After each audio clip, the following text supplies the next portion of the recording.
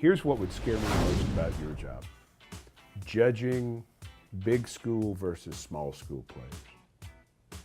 I don't see how you do that. I don't, because you see guys at smaller schools and you say, that guy could play anywhere, anytime, and then you see a guy who's played in the Southeastern Conference or the Pac-12 and you think that's the epitome of competition.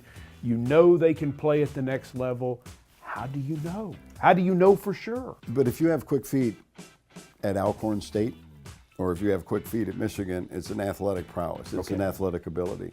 Now, the difference being that if you're at a major school, you have to compete weekly to maintain your job if you're a starter, right? If you're at a small school, it's big fish, small pond. You don't have to compete to maintain your job, and the level of consistency may be a little different. I can remember when I was with the Eagles back in 1980, we drafted Roynell Young out of Alcorn State, started for us in our Super Bowl year, the year we lost to the Raiders in '81. But he came in and started because he had the athletic ability. We did some investigation on, his work ethic, his mental toughness, and those types of things, everything equated.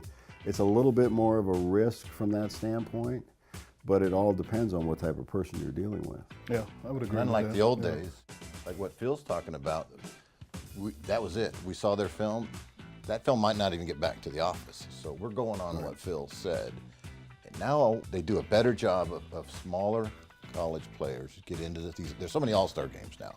At least you get that one shot to see them against better competition. Right. You combine that with setting them all up athletically against the combine, what we do here. You have a better shot, but still it comes down to what's inside the guy. Where's his toughness and where's his love of the game? If he's got those two things and his athleticism matches with what plays in the league, and maybe you got to see it in an all-star game against a little bit better competition, now at least you've got a more educated guess at what he might be at the next level. And production plays a little bit into that as well. I mean, if you're a receiver at Ferris State, and you've, the past 2 years had, 3,600 yards or whatever, and all these touchdowns, that's got to account for something as well. I mean, it allows you to take a harder look at that kid and say, okay, he could transition his ability and his skill to our level.